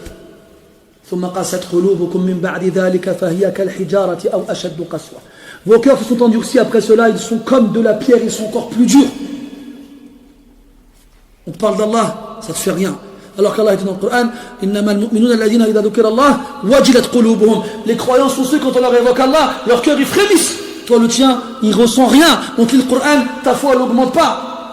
On te fait des exhortations, ça ne te touche pas. On te rappelle l'interdit et l'obligatoire, tu ne te sens pas concerné. Tu es comme ça, insensible.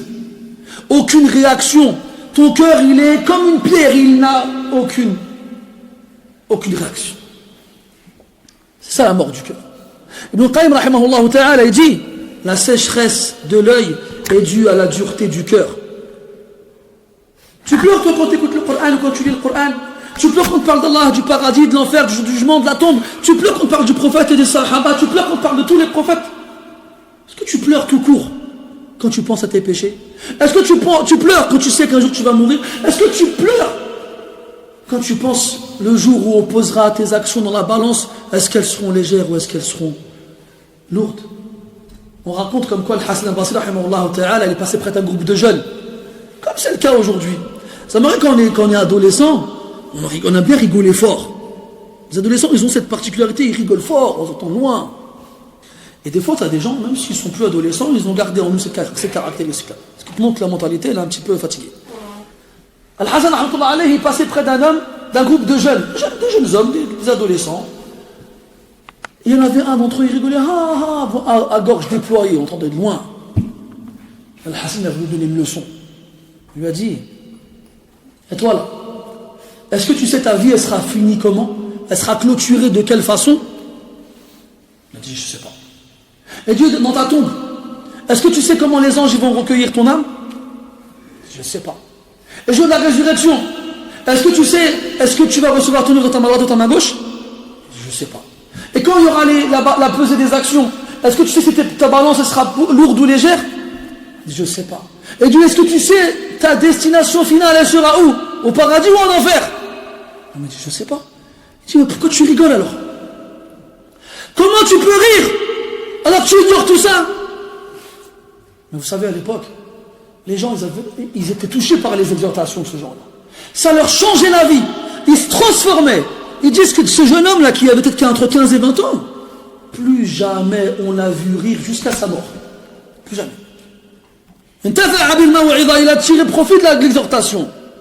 Dans le même style, Abu Juhayfa radiyallahu anhu, qui était encore un jeune garçon, un petit adolescent, encore pareil, un adolescent, il n'avait même pas 15 ans. Il a mangé un jour avec le prophète sallallahu alayhi wa sallam. Vous savez, quand les jeunes, on ne fait pas trop attention aux règles de bienséance pendant le repas, et lui il mangeait, quelque chose, il s'est bien rempli le ventre, et il a roté, comment on fait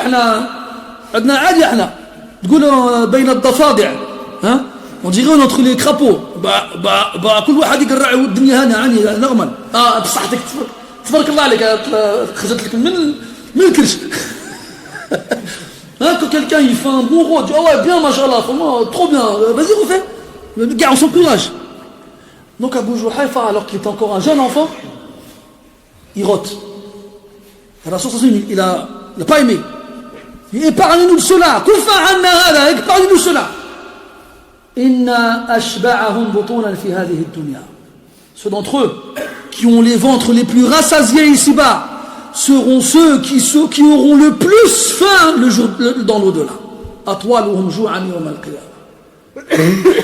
Le hadith, il est connu à ce hadith.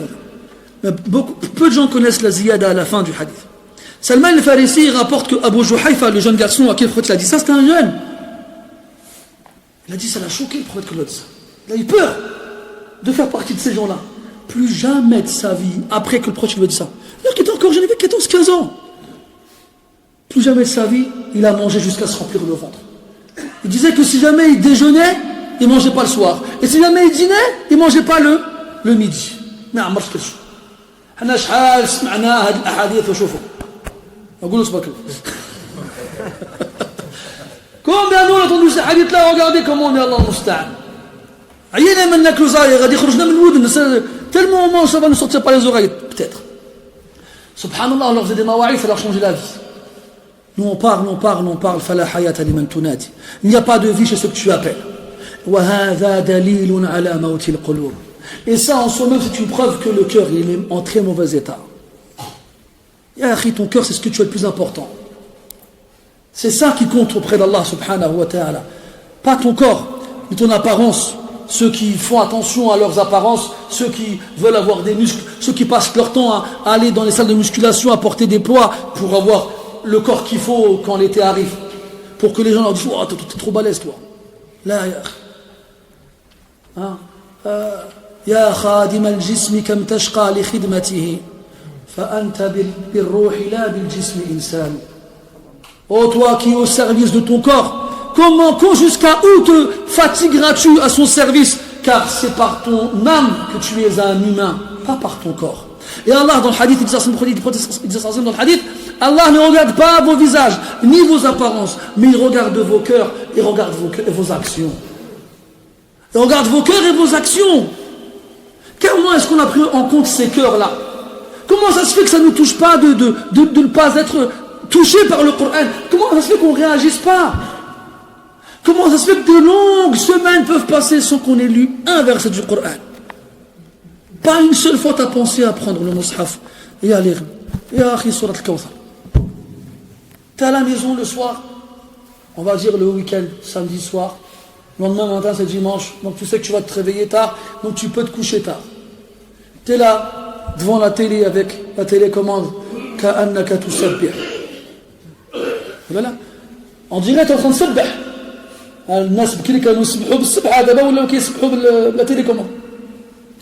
Les gens ils sont avec leur télécommande et ils zappent.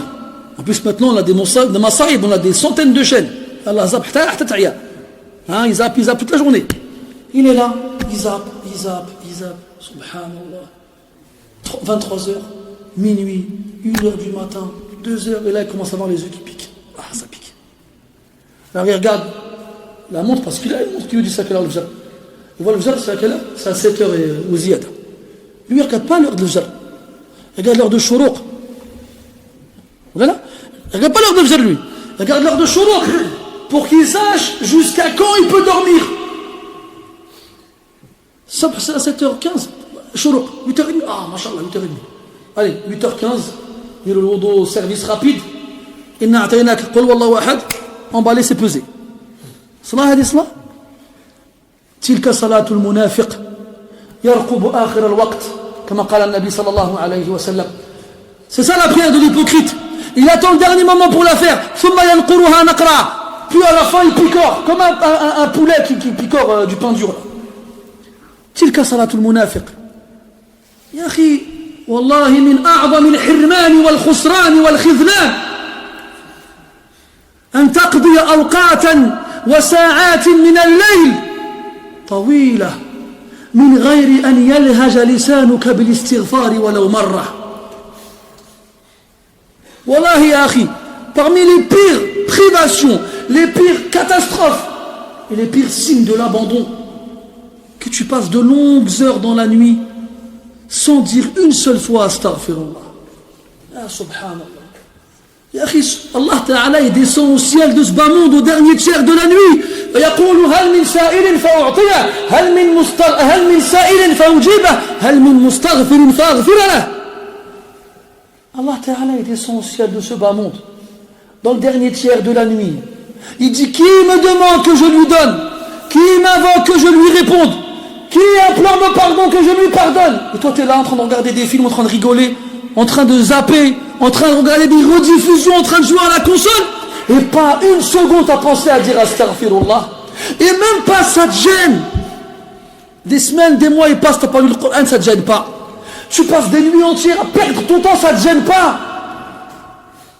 Tu gaspilles ton argent ici et là, ça te gêne pas. C'est ça la mort des cœurs. Et parmi les raisons, trop rire. Fais attention à ton cœur. Le seul cœur qui va être sauvé auprès d'Allah subhanahu wa ta'ala, c'est le cœur saint. Illa man ata Allah biqalbin salim. Sauf celui qui vient à Allah azza wa jalla avec un cœur saint. Salim min al-amrad, il n'est pas malade. Et encore moins mort. Il y a plein de signes. Ce hadith-là, il faut le comprendre comment. Ça, c'est un signe qui nous permet de reconnaître l'état du cœur. Mais ce n'est pas le seul. Ce n'est pas le seul. Quand on lit le Coran et la Sunna, on trouve beaucoup de textes qui nous parlent justement de la mort des cœurs et de la maladie des cœurs. Alors tu dois les réunir pour en tirer les causes qui font que ton cœur est malade ou bien ton cœur il meurt. Donc, examine ton cœur. Ausculte ton cœur comme le médecin quand il met son stéthoscope sur ton poitrine pour entendre les battements de ton cœur. Ah, ton cœur il bat trop vite, c'est pas normal. Ah, ton cœur il bat trop lentement, c'est pas normal. Fais voir, ta pression, tu manques de fer, va faire une radio, va faire un IRM, t'as un cancer du cœur, Et après toi, ça y est, tu dis quoi, je vais mourir. Ça y est, tu vas à l'hôpital, traf à la nefs, t'as peur pour toi. Ah, je traf. C'est de quoi t'as peur? Parce que c'est ici. C'est palpable, c'est concret. Mais quand c'est rouhi, c'est ma'nawi, quand c'est spirituel, quand c'est quelque chose que tu ne peux pas toucher avec tes mains, je t'en fiche. Regardez, les mosquées, elles sont pleines. Le vendredi, il n'y a tellement pas de place que les gens, ils se prosternent les uns sur les autres. L'imam, il est là à leur dire, taqullah, iqra'u al-Qur'an, if'alu al-khayr, mourou bil-ma'rouf, inhaw 'anil munkar, ijtanibu al-mubiqat. Il leur dit plein de choses pour la vie de leur cœur. Et subhanallah, quand tu vois autant de monde à la mosquée, tu es content d'un côté, et de l'autre tu dis subhanallah. Où ils sont ceux qui tirent profit de ces paroles? Abdullah ibn Mubarak rahmatullah alayhi disait رأيت الذنوب تميت القلوب وقد يورث الذل إدمانها وترك الذنوب حياة القلوب وخير لنفسك عصيانها. Il disait rahimahullah ta'ala, j'ai vu que les péchés tuent les cœurs. Et le fait d'être dépendant des péchés va te faire hériter l'humiliation. وَقَدْ يُورِثُ الذُّلَّ إِدْمَانُهَا. إِدْمَانُ الذُّنُوب, le fait d'être comme un drogué. Tu as vu le drogué, quand il est dépendant de sa drogue, il en prend, et si jamais il n'en prend pas, il va commencer à trembler, il ne pourra plus faire autre chose. Il y a des gens, les péchés, c'est leur drogue. Et c'est quoi que ça engendre chez eux? الذُّلْ, l'humiliation. وترك الذنوب حياة القلوب. حياة القلوب. La vie des cœurs, c'est dans le délaissement des péchés. وخير لنفسك عصيانها. Et c'est mieux pour ton nafs que tu lui désobéisses. Parce que qu'est-ce que ton nafs t'ordonne de faire? إن النفس لأمارة بالسوء. L'âme, elle ordonne le mal. والنبي صلى الله عليه وسلم يقول وأعوذ بالله من شرور أنفسنا ومن سيئات أعمالنا. Le prophète sallallahu alayhi wa sallam dans le khutbah al-hajj, hadith ibn Mas'ud radiyallahu anhu, et je cherche refuge auprès d'Allah contre le mal de mon âme et les péchés de mes actes. Sauf subhanallah. Le qulub ya ahbab. Le qulub, c'est le président des membres du corps. قال النبي صلى الله عليه وسلم إن في الجسد مضغة إذا صلحت صلح الجسد كله وإذا فسدت فسد الجسد كله ألا وهي القلب. وأشار إلى صدره ثلاثا التقوى ها هنا. Dans le corps il y a un morceau de chair, s'il est bon tout le reste du corps il est bon, et s'il est mauvais tout le reste du corps il est mauvais. Il s'agit du cœur. Et il a montré sa poitrine 3 fois en disant c'est la piété, c'est là qu'elle se trouve, c'est là qu'elle est la piété. ما تقولش الإيمان في القلب ندير اللي بغيت. Non, t'as rien compris toi du hadith. C'est pas ça que ça veut dire. Non, taqwa al-qalb, ça se voit sur le jawarih. Quand il y a la taqwa dans ton cœur, ça se voit sur tes membres. وَمَنْ يُعَظِّمْ شَعَائِرَ اللَّهِ فَإِنَّهَا مِنْ تَقْوَى الْقُلُوبِ. Celui qui montre de l'importance au symbole d'Allah, c'est ça la piété des cœurs. وَمَنْ لَمْ يُعَظِّمْ شَعَائِرَ اللَّهِ فَلَا تَقْوَى فِي قَلْبِهِ. Et celui qui ne donne pas d'importance au symbole d'Allah, dans son cœur il n'y a pas de taqwa. Al-qulub, al-qulub. Les cœurs, faites attention à eux avant qu'il ne soit trop tard. Parce que le jour où ils meurent, qu'est-ce que tu vas faire? Mais ne désespère pas. Allah dit dans le Coran, le moment n'est-il pas venu pour ceux qui ont reçu le livre avant, que leur cœur se recueille au rappel d'Allah, et qu'ils ne soient pas comme ceux qui ont vu le temps passer trop long, alors leurs cœurs se sont endurcis, et la plupart d'entre eux sont pervers. Puis il dit après, sachez qu'Allah fait revivre la terre après qu'elle ne soit morte.